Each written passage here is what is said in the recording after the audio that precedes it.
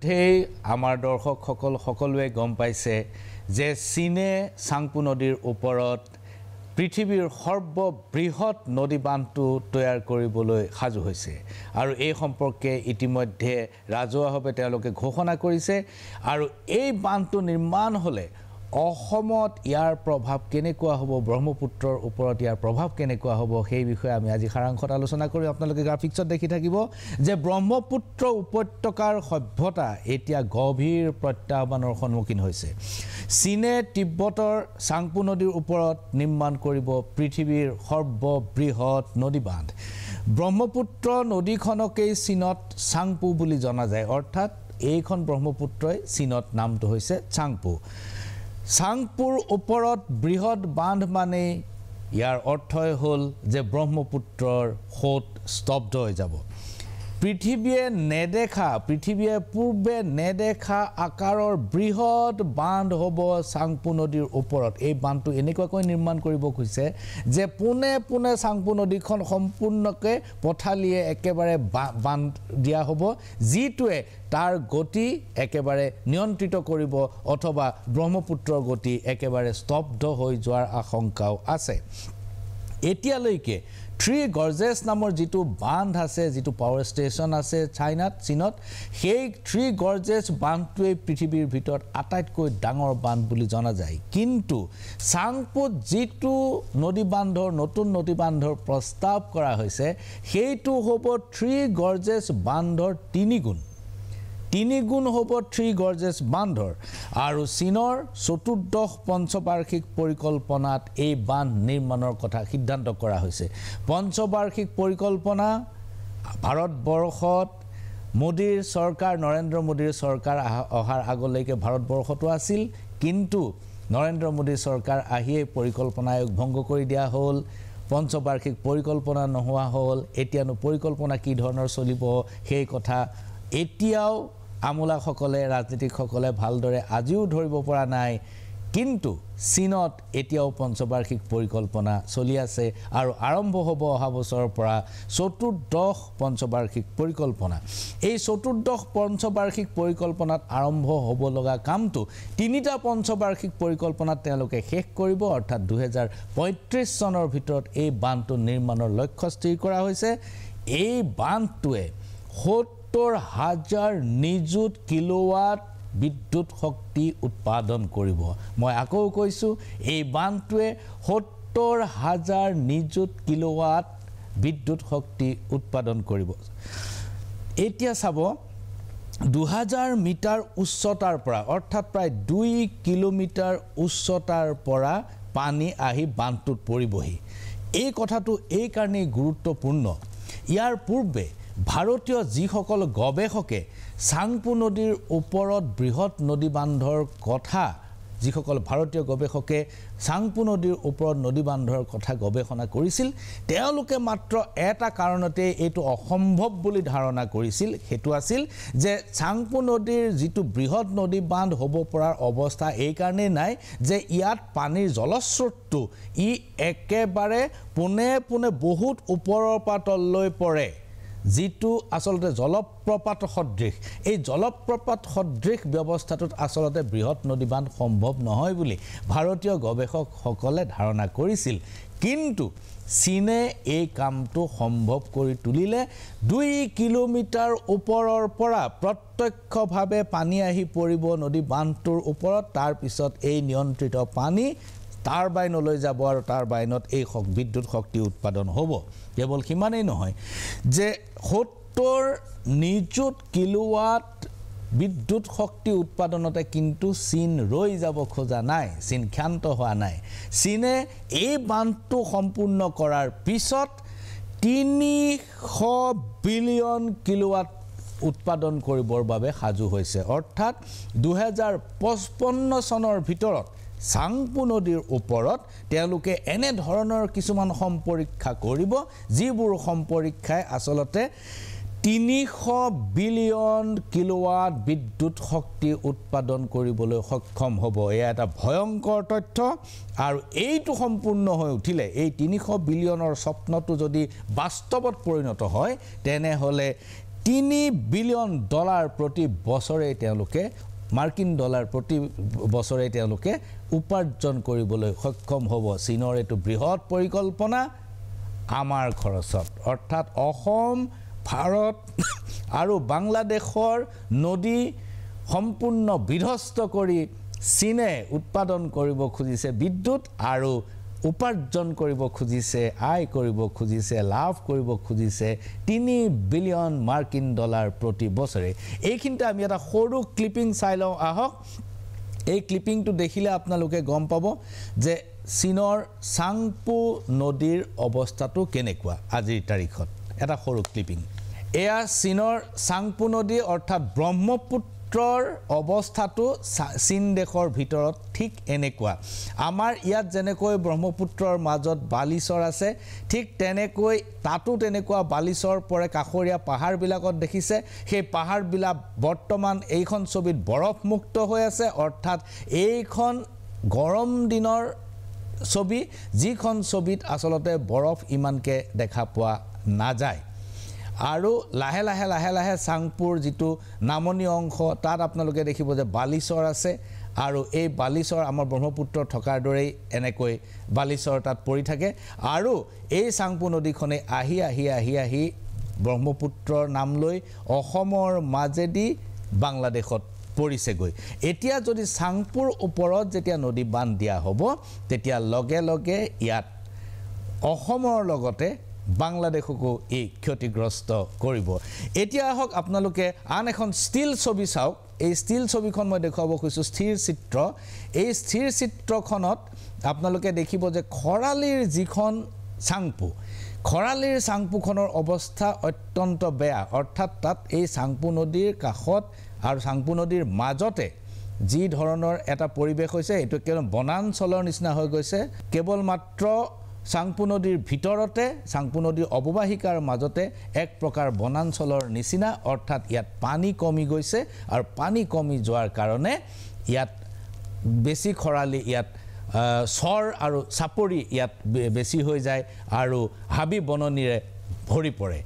এতিয়া হক আপোনালোকে গ্ৰাফিক্সত দেখি থাকিব যে যদি এই বান্ধটো সম্পূৰ্ণ হৈ যায় তেনেহলে ব্ৰহ্মপুত্ৰৰ জলৰাশিৰ ওপৰত ভয়ংকৰ ধৰণৰ প্ৰভাৱ পৰিব মই আকৌ কৈছো যে এই বান্ধটো সম্পূৰ্ণ হৈ উঠিলে অসমত ব্ৰহ্মপুত্ৰৰ জলৰাশিৰ ওপৰত ভয়ংকৰ প্ৰভাৱ পৰিব বাৰিষাৰ বতৰত যিখিনি অতিৰিক্ত পানী হ'ব বাৰিষা যেতিয়া পাহাৰ গলিব যেতিয়া আপোনাৰ পাহাৰ গলিবলৈ আৰম্ভ কৰিব মানে বৰফ গলিবলৈ আৰম্ভ কৰিব আৰু যিটো আমাৰ টেম্পাৰেচাৰ যি ধৰণে পৃথিৱীৰ উষ্ণতা যেনেকৈ বৃদ্ধি পাইছে এই গ্লোবেল ৱাৰ্মিঙৰ কাৰণে যেটো হৈছে তাৰ কাৰণে যেনে ধৰণে বৰফ গলাৰ প্ৰক্ৰিয়াটো অতি ত্বৰান্বিত হৈছে এই প্ৰক্ৰিয়াই বাৰিষা আৰু বেছি বৰফ গলাব আৰু পানী বেছি হৈ আহিব বৰষুণৰ পৰিমাণ বেছি হ'ব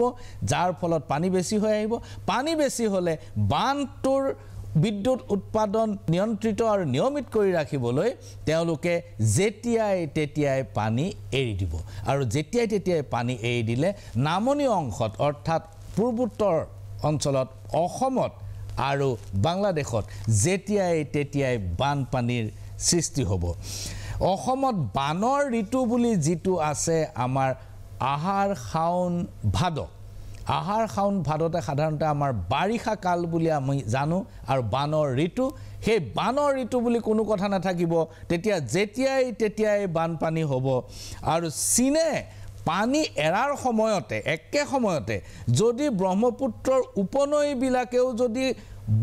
বৃহৎ পৰিমাণৰ পানী বয়াই আনে তেতিয়া হলে কিন্তু গুটেই অসম তল যাব কাৰণ একে সময়তে দুই ধৰণৰ ডিসচাৰ্জ হ'ব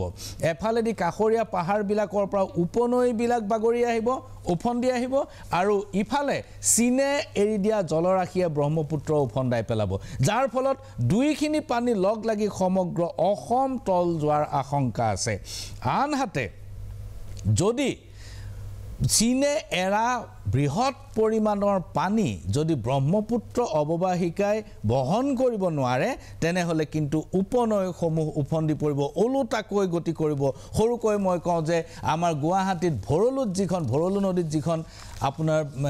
স্লুইচ গেট আছে সেই স্লুইচ গেটখনে এই বস্তুটো নিয়ন্ত্ৰণ কৰি থাকে ব্ৰহ্মপুত্ৰত পানী বেছি হ'লে স্লুইচ গেটখন বন্ধ কৰি দিয়া হয় যাৰ ফলত গুৱাহাটীলৈ ব্ৰহ্মপুত্ৰৰ পানী ভৰলুৱেদি সোমাই আহিব নোৱাৰে যদি প্ৰত্যেকখন উপনদীত স্লুইচ গেট দি নিয়ন্ত্ৰণ কৰাটো সম্ভৱ নহয় এই ঘটনাই অসমৰ অৱস্থা অত্যন্ত বেয়া কৰিব আৰু যেতিয়াই বানপানী হোৱাৰ ফলত কৃষকৰ অৱস্থা অত্যন্ত বেয়া হ'ব খেতিৰ ঋতু সলনি হৈ যাব খেতি কৰিবলৈ তেওঁলোকে সময়টো বিচাৰি নাপাব কোন সময়ত গুটি খিচিব কোন সময়ত শস্য চপাব ইতিমধ্যে